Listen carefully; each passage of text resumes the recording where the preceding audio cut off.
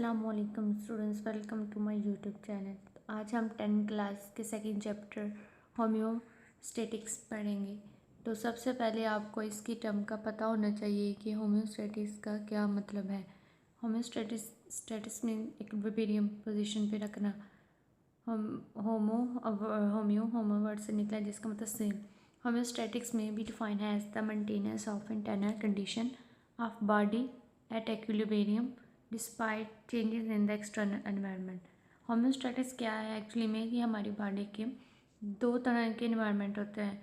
कुछ होते हैं, अब एनवायरनमेंट की पहले मैं बता देता हूँ। एनवायरनमेंट मीन्स हमारे इर्द गिर्द का माहौल जहाँ पे हम रहते हैं, जैसे उसमें टेम्परेचर, एयर, ह्यूमिडिटी एक्सेट्रा आ जाएगा।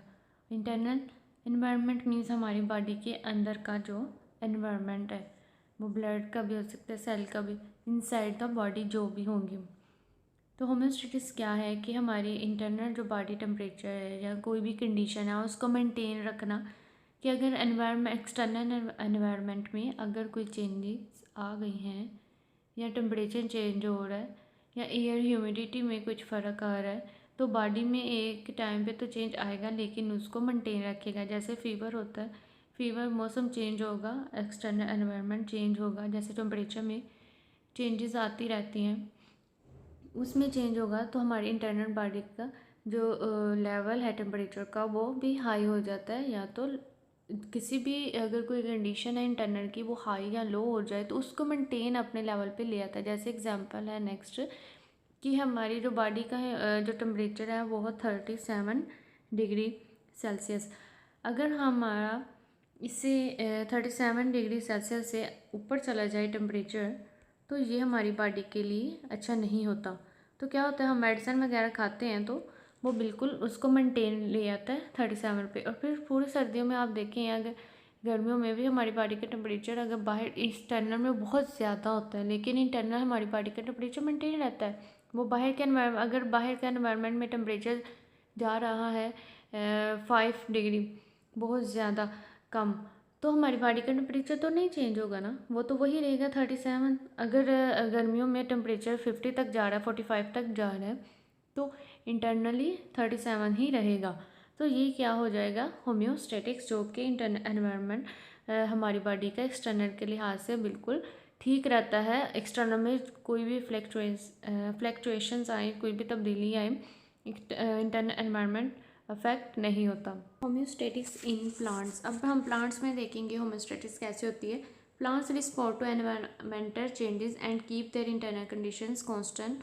होम्योस्टैटिक्स, प्लांट्स भी अपने एनवायरनमेंट के लिहाज से रिस्पॉन्स करते हैं और अपने इंटरनल टेम्परेचर या इंटरनल कंडीशंस को कांस्टेंट रखते हैं। अब आपने कंडीशन से कंफ्यूज नहीं होना, कुछ बुक्स पे एनवायरनमेंट लिखा होगा और कुछ पे कंडीशंस लिखा होगा, तो ये दोनों सेम ही चीज़ है।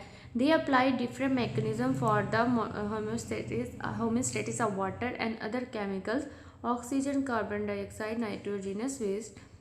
फर्स्ट हमारे पास पॉइंट है remover of extra carbon dioxide and oxygen.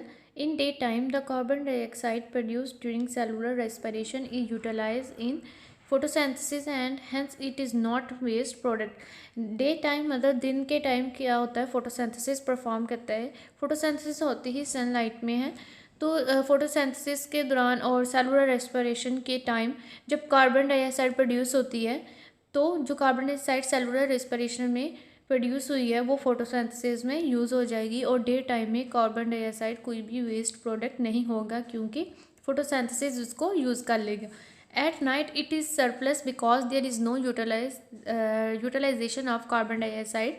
Surplus का मतलब होगा मज़ीद हो जाना, ज़्यादा हो जाना, किसी चीज़ के ज़्यादा हो जाना। Eight night it is surplus, रात के टाइम पे ये ज़्यादा हो जाता है। क्यों?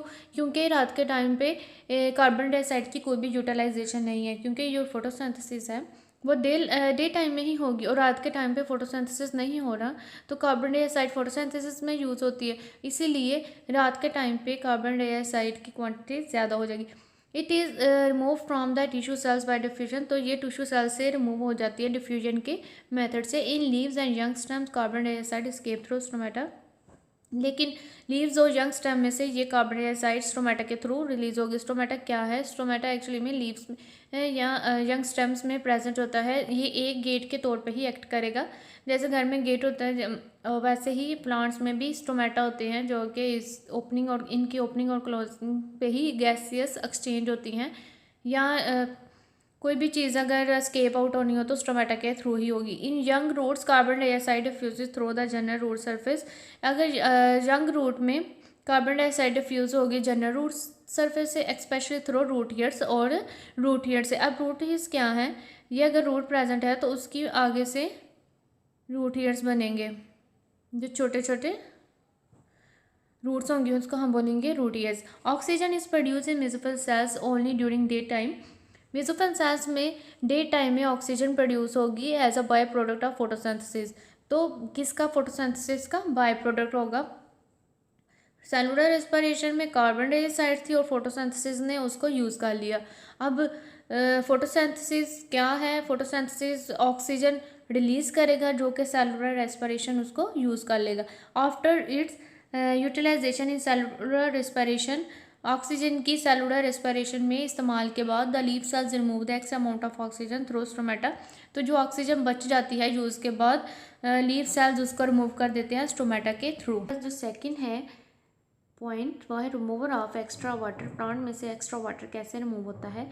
We know that plants obtain water from soil. जैसे कि हम जानते हैं कि प्लांट वाटर सॉइल में से ऑब्जॉर्ब करेंगे and it is also produce in the body during cellular respiration. और सेलुलर रेस्पिरेशन के दौरान भी वाटर बॉडी में प्रोड्यूस होगा। Plants store large amount of water in their cells for turgidity. तो प्लांट्स भी जो वाटर की अमाउंट है, लार्ज अमाउंट ऑफ वाटर अपने सेल्स में स्टोर कर लेता है टर्जिडिटी के लिए। टर्जिडिटी एक हम सिंपल डेफिनेशन इसको कह सकते हैं कि सेल का स्वेल हो जाना बहुत ज़्यादा लिक्विड की वजह से। Extra water is remove from plant body by transpiration. जो एक्स्ट्रा वाटर है बॉडी में से वो रिमूव हो जाता है ट्रांसपायरेशन के प्रोसेस से। ट्रांसपायरेशन क्या है? एक्चुअली में remover of water from the plant body. जो at night transpiration usually does not occur because most plants have their stomata close। अब रात के टाइम क्या होता है कि मोस्टली जो प्लांट्स हैं उनमें ट्रांसपायरेशन का प्रोसेस नहीं हो रहा होता। क्यों? क्योंकि उनके जो स्टोमेटा है वो क्लोज होता है। जैसे मैंने आपको पहले बताया है कि जो स्टोमेटा है वो एक गेट के तौर पे एक्ट करते हैं। जब ज़रूरत होती है वो ओपन हो जाते हैं गैसियस एक्सचेंज के लिए, लेकिन उनका भी एक ख़ास टाइम होता है ओपन और क्लोज के लिए। मोस्टली जो प्लांट्स हैं उनके स्टोमेटा रात के टाइम क्लोज होते हैं, जिसकी वजह से जो ट्रांसपायरेशन है मतलब जो वाटर है वो रिमूव नहीं होता। If there is a high water content in soil, water enters the roots and is accumulated in xylem vessels. अगर सॉइल में, मिट्टी में बहुत ज़्यादा वाटर हो गया तो उससे क्या होगा? जो वाटर है वो रूट्स में एंटर होगा और फिर एक्यूमुलेट हो जाएगा जाइलम वेसल्स में। एक्यूमुलेटिव मतलब वहाँ पे जाइलम वेसल्स में जमा होना शुरू हो जाएगा। जाइलम वेसल्स आपने पढ़ा होगा 9th क्लास में। Some plants such as grasses force their water through special pores present at the leaf tips और edges।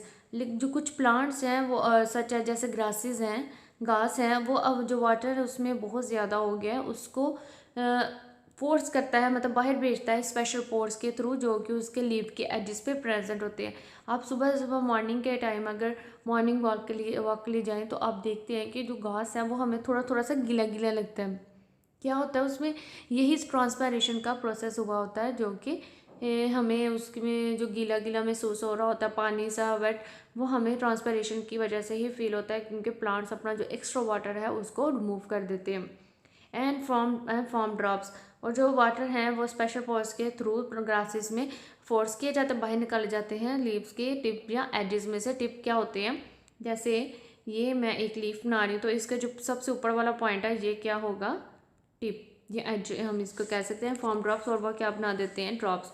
The appearance of drops of water on the tips और edges of leaves is called guttation.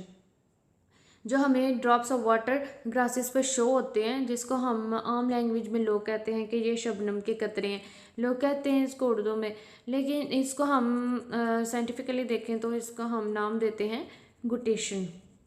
जो leaves पे the appearance of drops of water on the tips और edges, जो water के drops tips या edges पे show हो जाते हैं, इसको हम कहते हैं ग्यूटेशन। आपको डायग्राम में भी शो हो रहा होगा, जैसा कि ये डायग्राम में आपको नज़र आ रहा है। ये क्या है? Guttation, remover of water, extra जो वाटर है प्लांट्स में वो रिमूव हुआ है। थर्ड पॉइंट है हमारे पास remover of other metabolic waste. अब जब प्लांट्स में एक्स्ट्रा मेटाबॉलिक वेस्ट है, वो उसका रिमूवर कैसे होगा? Plant deposits many metabolic waste in their body as harmless insoluble materials. Plants हैं वो अपनी बॉडी में बहुत ज़्यादा जो एक्स्ट्रा मेटाबॉलिक वेस्ट है उसको डिपॉजिट कर लेते हैं, जमा कर लेते हैं। हैज़ हार्मलेस, उसमें कोई भी नुकसान वाले केमिकल्स नहीं होते। For example calcium oxalate is deposit in the form of crystals in the leaves and stems of many plants, for example in tomato. अगर हम टोमेटो में देखें तो प्लांट्स में जो प्लांट है टोमेटो, उसमें कैल्शियम ऑक्सलेट डिपॉजिट हो जाता है क्रिस्टल्स की फॉर्म में। क्रिस्टल्स आपको पता है, जैसे कि ये आपको डायग्राम में नज़र आ रहा है, क्रिस्टल्स की फॉर्म में डिपॉजिट कर लेता है अपने लीव्स में और स्टेम्स में। In trees which shed their leaves early the excretory products are move from body during leaf fall. कुछ ऐसे भी ट्रीज हैं जो कि अपने पत्ते हर साल, जैसे जो पत्ते गिरते हैं प्लांट में से, कुछ ऐसे प्लांट जो कि एक उनका सीज़न आता है कि उनके पत्ते गिर जाते हैं, तो उनके जो एक्सक्रीटरी प्रोडक्ट्स हैं वो भी इन लीव्स के साथ ही रिमूव हो जाते हैं। जैसे कि आप पढ़ते हैं कि वो जो लीव्स हैं, जो एक्स्ट्रा मेटाबॉलिक वेस्ट है वो लीव्स में जमा हो जाते हैं, जिसकी वजह से उनका कलर येलो हो जाता है। वो एक अलग ही प्रोसेस है, जिसकी वजह से जो लीव है वो येलो हो जाएंगी और गिर जाएंगी। उस ये अदर वेस्ट, ये एक प्रोसेस आप पढ़ेंगे आगे जाके। Other waste materials that are move by some plants are resins by coniferous trees. कुछ और भी मटेरियल्स, वेस्ट मटेरियल्स हैं जो कि प्लांट्स रिमूव करते हैं, जैसे रेजिन्स हैं वो कॉनिफरस ट्रीज। रेजिन्स भी गम टाइप के होते हैं। कॉनिफरस ट्रीज रिमूव करते हैं। जो गम्स हैं वो कीकर के प्लांट से, और जो लेटस है वो रबर प्लांट से, और mucilage by coniferous plants and lady finger. Lady finger, अगर आप जो भिंडी है उसको देखें, इन सब प्लांट्स को आप देखें तो यहाँ पे कुछ चिपकने वाली चीज़ गम टाइप नज़र आती हैं, तो वो क्या है? इनके मेटाबॉलिक वेस्ट ही हैं। Thank you for watching. अगर वीडियो अच्छी लगी हो तो मेरे चैनल को सब्सक्राइब कीजिएगा, शेयर कीजिएगा, वीडियो को लाइक कीजिएगा।